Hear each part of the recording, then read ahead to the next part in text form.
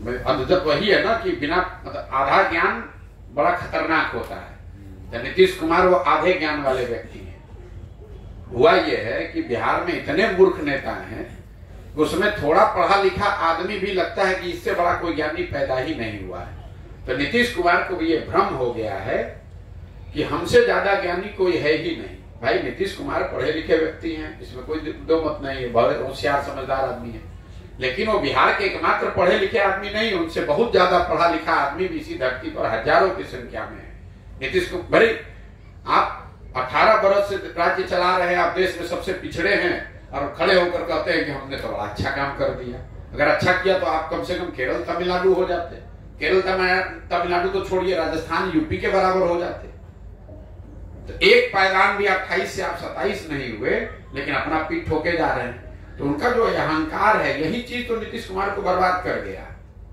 नीतीश कुमार के बर्बादी का ये कारण है कि उस आदमी को अहंकार हो गया कि मुझे सब मालूम है और मुझे जनता हटा नहीं सकती है, जनता किसी को वोट दे बैठूंगा मैं ही। इसी चीज ने नीतीश कुमार का डाउनफॉल किया। 2005 के नीतीश कुमार और आज के नीतीश कुमार में जमीन आसमान का फर्क है।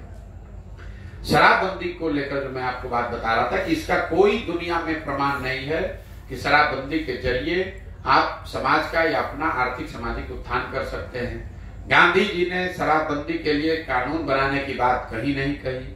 और तीसरा, अगर शराबबंदी को एक बार को बहस के लिए मान भी लिया जाए कि अच्छा है, तो शराबबंदी लागू है कहां? शराबबंदी के नाम पर तो खाली शराब का दुकान बंद हुआ, होम डिलीवरी चालू हो गया।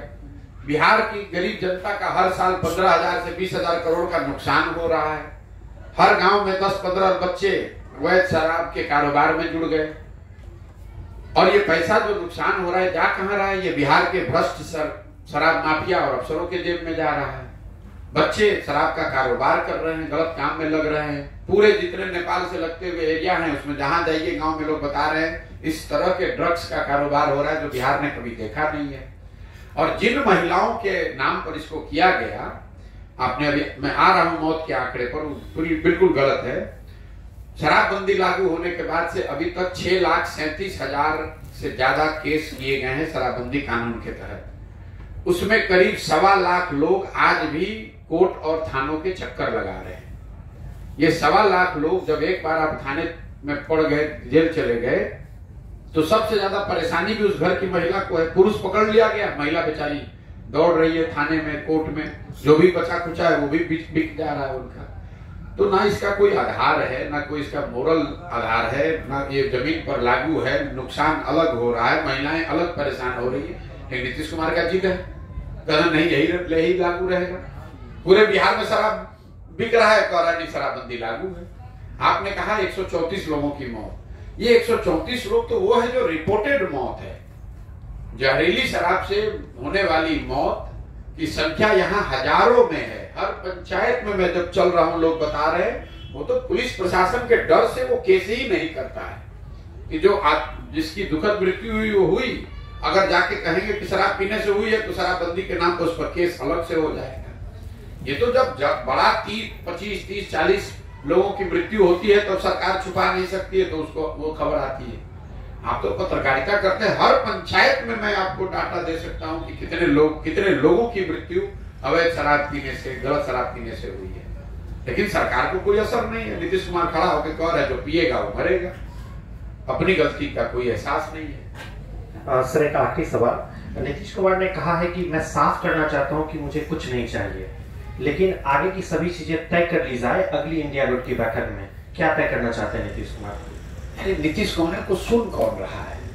मतलब आप लोग जबरदस्ती का नीतीश कुमार को इतना बड़ा नेता बताते हैं, जैसे लग रहा है कि अब इन्हीं से देश की राजनीति चल रहा है। मेरे भाई, नीतीश कुमार की राजनीति का ये अंतिम दौर चल रहा है।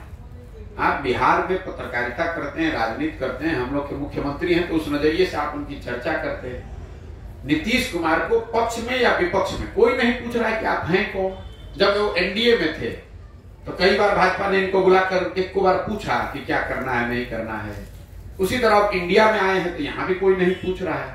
पटना में जो बैठक हुई तो यहाँ लोगों ने बड़ा हल्ला मचाया, अरे नीतीश कुमार प्रधानमंत्री के दावेदार हो गए, चेहरा हो गए। फिर वो नहीं हुआ तो कहा इसके संयोजक हो जाएंगे। वो भी नहीं हुआ तो अच्छा इसी का नामकरण नीतीश बाबू करेंगे। अरे इनको तो कोई पूछ भी नहीं रहा है अब, और क्यों पूछेगा।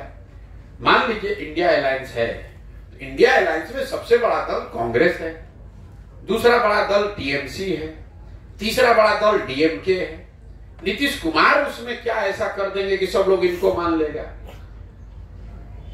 तेजस्वी यादव खड़ा होकर कह रहे हैं कि प्रधानमंत्री देश का कौन होगा, कोई पूछने वाला नहीं। भाई तुम्हारे सांसद हैं कितने?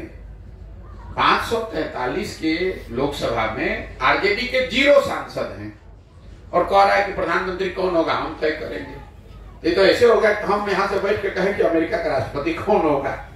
अरे अपने ही मुंह से करना है तो देश का प्रधानमंत्री का है, अमेरिका का राष्ट्रपति भी आप ही तय कर दीजिए बिहार से। ये बड़बोले लोग हैं, आरजेडी के लोग बड़बोले हैं।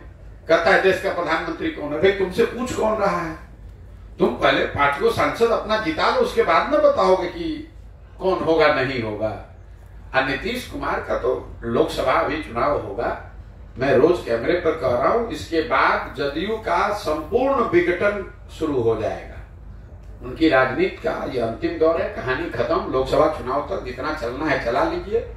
उनके दल में आप देखिएगा इतनी भगदड़ मचेगी लोकसभा के बाद। उस दल का अगर विघटन न हो जाए तो आप हमको बुला लीजिएगा, हम कैमरे पर नीतीश कुमार से खड़े होकर माफी मांग लेंगे। उनके दल का विघटन होना ही होना है लोकसभा चुनाव तक, जितना चलना है चल लेने दीजिए। बहुत बहुत धन्यवाद। सर जब नीतीश कुमार जी एनडीए में होते हैं तो विशेष राज्य का दर्जा का मांग करते हैं, इसको सर आप कैसे देखते हैं? इसका क्या? अब हमको क्या देखना, आपने तो सवाल ही में जवाब दे दिया कि जब जिसके साथ रहेंगे उसके अनुसार अपनी अंतरात्मा को फाइन ट्यून कर लेते हैं। जब मोदी जी के साथ थे तो उनको विशेष राज्य का दर्जा एक बार भी उनके मुंह से गलती से भी नहीं निकला। संसद में उनके जदयू के नेता मोदी जी को महामानव बता रहे थे। अंतरात्मा जैसे ही महागठबंधन में आए, अंतरात्मा का भी फिर से फाइन ट्यूनिंग हो गया। अब उनको विशेष राज्य का दर्जा दिखने लगा। फिर भागेंगे भाजपा में तो फिर कहेंगे अगर विशेष राज्य का दर्जा छोड़िए ना, इसको कोई मुद्दा है, इस सबको कुछ बुझाता है। अरे भाई आप ही को बुझाता है तो आप ही सुधार दीजिए। जिस आदमी को कुछ नहीं बुझाता है उसको पूरी दुनिया मूर्ख दिखती है। तो नीतीश कुमार को सब मूर्ख दिखता है, इसलिए उनको अपनी समझ नहीं रही है। नीतीश कुमार का उम्र हो गया, 75 साल से ज्यादा उनकी उम्र हो गई, सामाजिक राजनीतिक तौर से घिर गए। क्या बोल रहे हैं उनको खुद नहीं पता है। विधानसभा में खड़े होकर जो उन्होंने वक्तव्य दिया, पूरे देश में हंसी के पात्र बने और पूरे बिहार के लोगों को शर्मसार किया। फिर खड़े वो जो हुआ वो तो हुआ। अगले दिन जब उन्होंने माफी मांगी तो उनके माफी मांगने के तरीके को देखिए, उसमें भी उनको नहीं लग रहा है कि हंस रहे हैं कि रो रहे हैं कि सही में दुखी हैं कि खुश हैं। बॉडी लैंग्वेज है उनको बोलना कुछ चाहते हैं, बोल कुछ और जाते हैं, करना और चाहते हैं, कर कुछ और जाते हैं। वो दिमाग, इसीलिए लोग कह रहे हैं भैया दिमाग स्थिर नहीं है, वो घबराहट है। जब आप अकेले पड़ जाते हैं तो आपको इस तरह की घबराहट होने लगती है। जब खिसक गया है, उनको ये तो समझ है, अब उलूल जरूर कुछ से कुछ बोलते रहते हैं। कुछ उनका ज्यादातर बयान आप सुनिए, अरे छोड़िए ना, सब कोई मुद्दा है, अरे भाई इसको कुछ बुझाता है। हाँ पूछे भाई प्रशांत किशोर ने कहा है सीडी रेशियो के बारे में, तो कहेगा अरे इनको कुछ बुझाता है, हम अभी चले जाएंगे उसका प्रचार करने, तो कहेगा यही सबसे बिहार का सबसे होशियार आदमी यही है। अरे भाई जब प्रशांत किशोर को कुछ बुझाता नहीं है तो आप अपने घर में रख के काहे उसको सलाहकार बनाए थे? पुनर्जीवित तो प्रशांत कुमार किया। क्यों? हम कह रहे क्यों उसको सलाहकार बनाए थे? और अगर सलाहकार बनाए थे तो वो आदमी मूर्ख कैसे हो गया? उनसे कोई पूछने वाला नहीं है। एक दिन कहा कि हमको कहा कि हमारा कांग्रेस में दल का मर्ज करा दीजिए, अब फिर कहते हैं कि ये भाजपा का एजेंट है। अरे भाई दोनों बात कैसे संभव है? अगर हम भाजपा के एजेंट हैं तो उनके दल को कांग्रेस में काहे मर्ज कराएंगे, भाजपा में न मर्ज कराएंगे।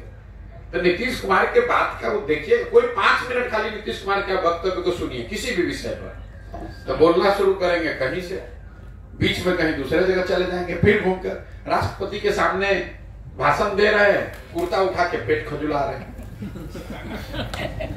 बताइए, बिहार के मुख्यमंत्री हैं, राष्ट्रपति का फॉर्मल कार्यक्रम चल रहा है, महिला राष्ट्रपति वहां बैठी हुई हैं, कुर्ता उठा के पेट, बोलते बोलते मंच पर भाषण दे रहे हैं, अपने अफसरों को उलूल जरूर कुछ बोल देते हैं। अब उनका अंतिम समय आ गया राजनीतिक तौर पर। चलिए स्वस्थ रहे, भला करे भगवान उनका। सर एक सड़क है यहाँ पे जिसका शिलान्यास हो गया था, रामचंद्र जी सांसद थे, तो आज तक वो सड़क का काम पूरा नहीं हुआ। सड़क को लेकर हम आपको इतना ही कह सकते हैं कि हम 15 महीने पैदल चलने के बाद 12 जिलों में जो हमने स्थिति देखी है, उसमें इन 12 जिलों में शिवहर के बाद दरभंगा में ग्रामीण सड़क की हालत सबसे ज्यादा खराब है। सड़क तो हर जगह खराब है ग्रामीण सड़क, लेकिन दरभंगा में ग्रामीण सड़क की हालत किसी अन्य जिले से शिवहर में इससे भी ज्यादा खराब दिखा था। यहाँ पर अभी है, लेकिन मुझे दरभंगा में अभी 1 महीना और चलने दीजिए तो विशेष बात करेंगे। बहुत बहुत धन्यवाद।